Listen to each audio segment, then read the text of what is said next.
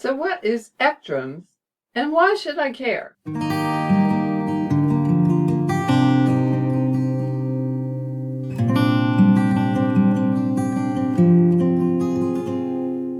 Well, hello and welcome to another episode of You and Me and Multiple Sclerosis. My name is Pam, and I've been living with multiple sclerosis for almost 39 years. I've been getting a number of articles in my inbox lately that describe some of the highlights coming out of the ECTRIMS conference that was just held in mid-October. Let's look at some of those together. ECTRIMS is the European Committee for Treatment and Research in Multiple Sclerosis. And this year, the conference was held jointly with ECTRIMS, which is the American Committee on Treatment and Research in Multiple Sclerosis. So you would think that with such a gathering of so many illustrious scientists in the world of multiple sclerosis, there might be some exciting developments. Well, why don't we go ahead and just look at the articles that have come into my inbox to get some idea of what's been going on. But before we do that, we should look at what ECTRIMS is, a little bit of its history, just enough so that we really understand what we're looking at. Well, in case you haven't heard of ECTRIMS, here's what it's about. I went out to their main website, which I'll link below, and here's what we find. The European Committee for Treatment and Research in Multiple Sclerosis, ECTRIMS, is a non-profit organization and an independent representative European-wide organization devoted to multiple sclerosis. It serves as Europe's and the world's largest professional organization dedicated to the understanding and treatment of multiple sclerosis. Its history is as follows. ECTRIMS was founded by the Dutch neurologist Otto Holmes and European colleagues in the early 1980s to strengthen communication and to promote and enhance research, care, and learning among professionals for the ultimate benefit of people affected by MS. It was agreed upon that ECTRIMS should serve as an association of physicians and scientists with an interest in MS, and that meetings would be held annually with the venue rotating among European countries. The first Congress was held in 1984, and so next year is going to mark a pretty significant anniversary, right? It'll be the 40th anniversary of ECTRIMS. And to say that this organization has contributed a great deal to our understanding of multiple sclerosis would probably be an understatement. Now that we know what we're talking about and what that strange acronym is all about, let's look quickly, and I do mean quickly, at some of the highlights from this year's ECTRIMS. I'm sure it makes sense to start with the article that talks about the keynote speech that was given by Dr. Stephen Hauser, Path to Multiple Sclerosis Cure on the Horizon.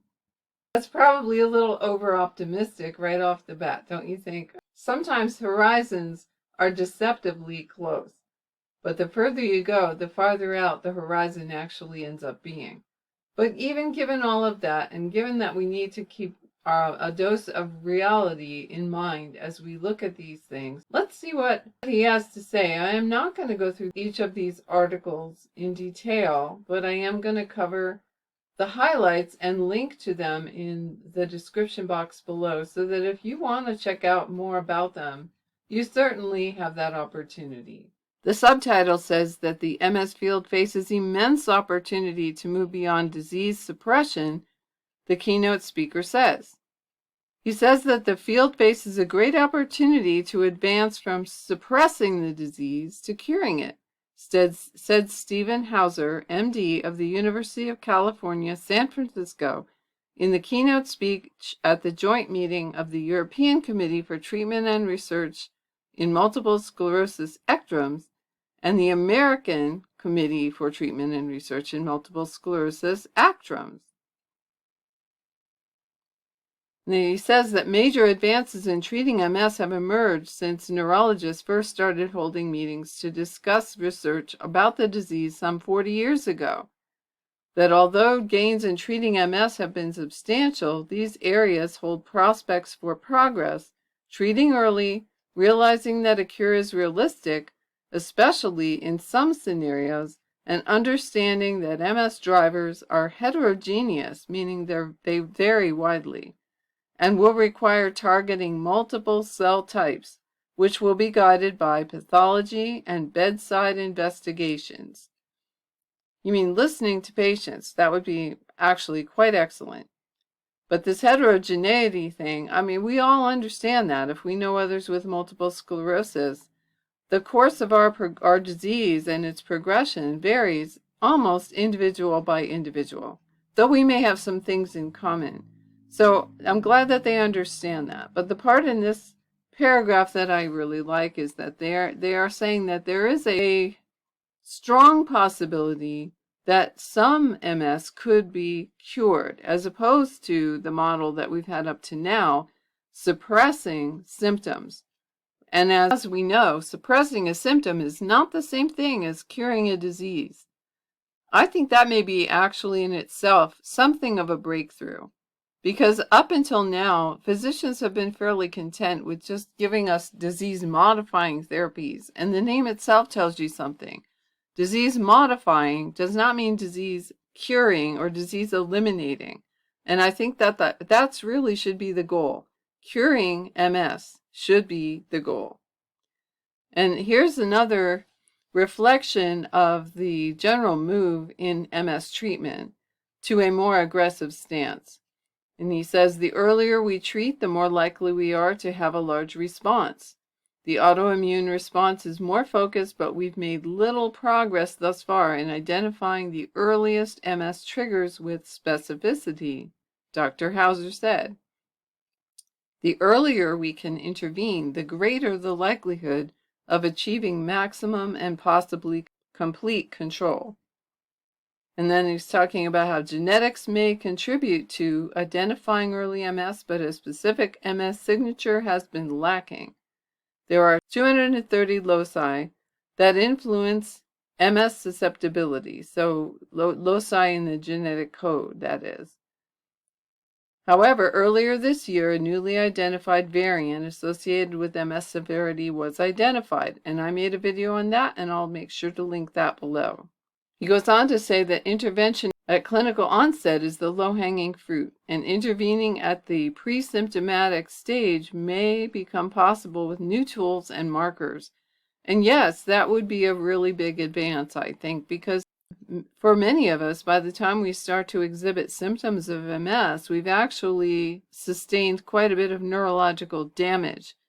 And some of that can be reversed, and some of it, at least at this point, kind of can't. He says a cure is realistic, especially for some scenarios, but a working definition is needed. He said that we have an immense opportunity to advance from partial to complete suppression to cure. Foremost, I think, is the importance of having biomarkers, imaging, protein, genetic, and immune biomarkers of cell type specific myelin damage. A biomarker is just a way for scientists to measure, or for clinicians to measure, what's actually going on in your body, even though you can't visibly see it. And you might even, as a patient, you might not even realize that something is going on. So looking at blood work, looking at images, looking at various factors, some of which we've not really talked about on this channel, and I realized that I will have to do more about that. One of the papers we're going to be looking at briefly will be discussing a specific biomarker, neurofilament light source, and we'll wait until we get to that to talk a little more about that. And as Dr. Hauser says, we should take the lead from cancer therapeutics. A complete response in B-cell leukemia, for example, is based on no evidence of disease off treatment for 4 years. A complete response equivalent for MS could be developed also, Dr. Hauser said. I think a cornerstone of this could be normalization of cerebrospinal fluid. In other words, if you haven't had a spinal tap up to now, your future may hold one. As he concludes, we're halfway home, but we're not all the way there. And I'm very glad to know that progress is being made, even though it may seem painfully slow to us. Well, since we were just talking about neurofilament light source, let's look at this one just a little bit. says that neurofilament light predicts MS worsening in silent progression. Silent progression is the same thing as smoldering MS, I'm pretty sure. Those terms have been used by different physicians interchangeably over the years. It also means the same thing as progression independent of relapse activity. So that if you see any of those three terms, they're basically talking about the same thing. And the subtitle says that neurofilament light changes occurred in advance of, not coincident with, clinical worsening. So we don't really need to read this whole article to understand. This is the key takeaway from it. Neurofilament light source has been showing that there are actual changes in our bodies that happen before clinical worsening, so that you can even predict the disease before it really even gets going. So as the subtitle takeaway said, neurofilament light can actually see ahead to what might happen to someone in the future based on the readings that they're getting for this particular biomarker. And then this final paragraph was somewhat interesting. He says that an important limitation is the use of the EDSS to assess progression. Some newer disability tools might be more sensitive. Are we measuring progression late? That's something we need to know in other studies. So work will continue along these lines, but so far it looks pretty promising. In these days, it would hardly be a conference on multiple sclerosis without a presentation on BTK inhibitors. And this one was no exception. Here's what the article says. BTK inhibitor reduces brain lesions in relapsing MS. Subgroup analysis shows brain penetration. Investigational fenebrutinib reduced brain lesions in relapsing multiple sclerosis patients and showed evidence of central nervous system penetration. Data from the phase 2 FENOPTA study showed. And they go on to talk about what the studies actually showed in percentages and all that sort of thing. We'll skip through that, but here's a description of fenebrutinib itself. It is a reversible, non-covalent Bruton tyrosine kinase inhibitor that blocks the function of BTK. BTK regulates B-cell development and activation. It is also involved in the activation of innate immune system myeloid lineage cells, such as macrophages and microglia. So again, you're targeting stuff that's at the cellular level and deep in the brain, past the blood-brain barrier. This is actually a big advance because an awful lot of the treatment options that are being used do not cross the blood-brain barrier, so that they can't really get down into the cells and do any good. This is, in my mind, one of the great breakthroughs of treatment of MS. Perhaps not this BTK inhibitor specifically, but all BTK inhibitors. And the final paragraph is that they say that the phase 3 program for fenebrutinib is underway and includes 2 identical trials in relapsing MS, FENHANCE 1 and FENHANCE 2, with an active teriflunomide or Aubagio comparator, and 1 trial in primary progressive MS, which is FENtrepid, of fenebrutinib versus ocrelizumab. And I'm thinking that they may be recruiting for those trials. If you're interested in learning more about them, you can go out to clinicaltrials.gov. Another article of interest is S1P receptor modulator may boost cognitive processing speed in early MS. I didn't know an awful lot about S1P receptor modulators, but anything that may boost cognitive processing speed sounds good to me. Let's check it out and see what it's about. The subtitle says, ozanimod led to test score improvements in interim analysis. It says treatment with ozanimod or Zeposia led to clinically meaningful improvement in cognitive processing speed among people with early relapsing multiple sclerosis. An ad hoc interim analysis of the phase 3B ENLIGHTEN trial showed. And there are all kinds of details about the test and how it was conducted and what percentage of people showed improvement. I'm going to link this article and you can read it yourself.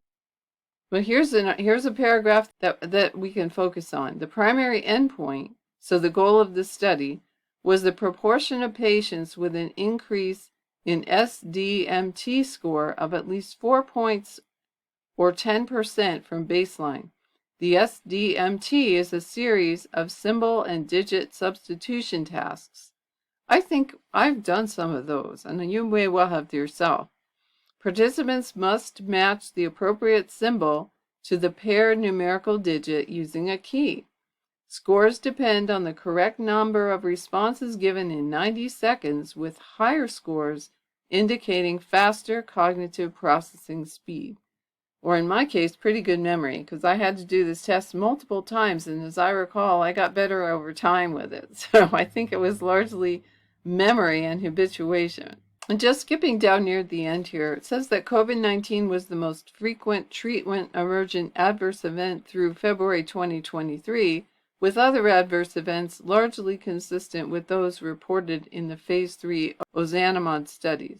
The results suggest that ozanimod may improve cognitive processing speed in nearly half of patients when initiated in early relapsing multiple sclerosis.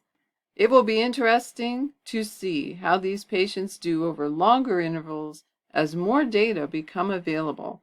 So as this trial continues out and they continue to follow the patients, the numbers may actually improve beyond what we're already seeing. But this is a thing that I hadn't really looked into at all.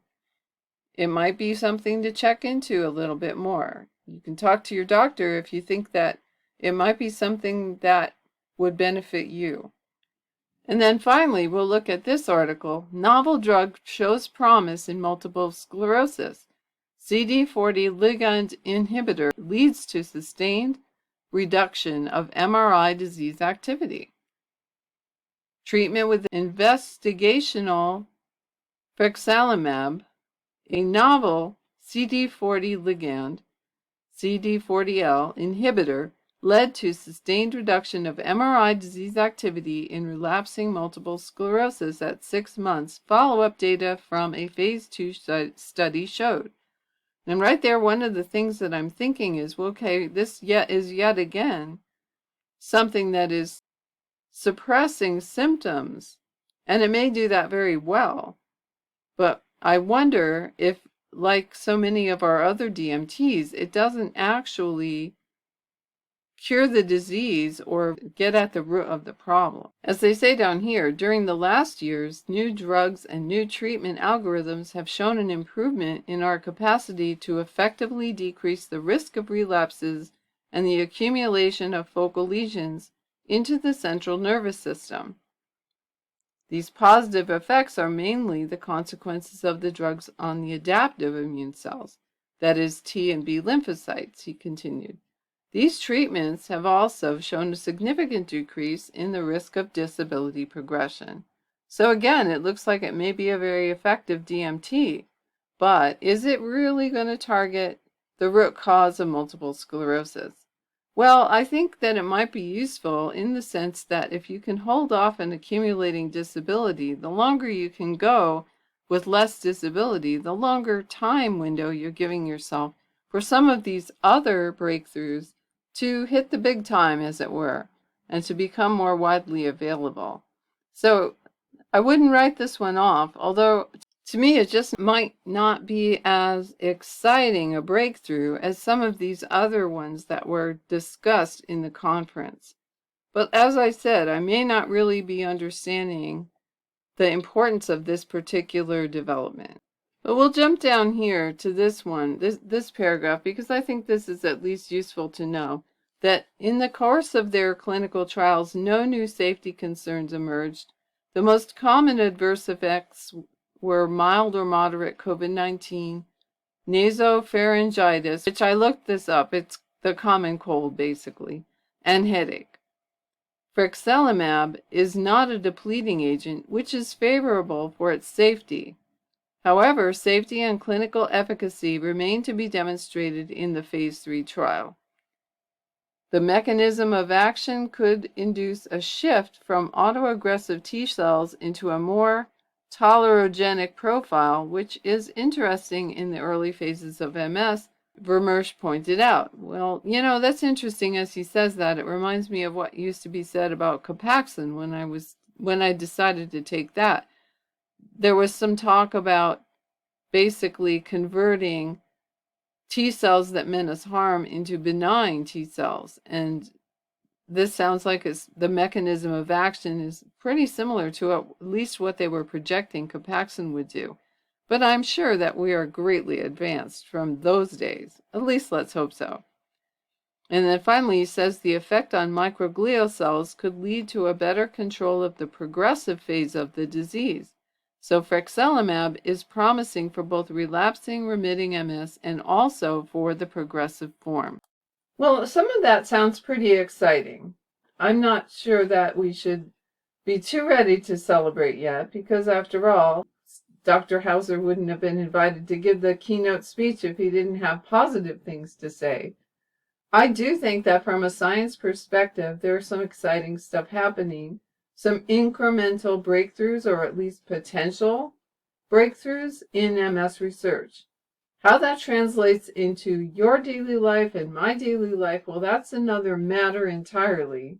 But I guess without these little breakthroughs and these little advances, these incremental pieces of knowledge, we would never get anywhere in any field of endeavor. So in that regard, I'll agree. There is hope. And we can all rest assured the scientific community is really interested in getting to the bottom of MS, what causes it, what could cure it.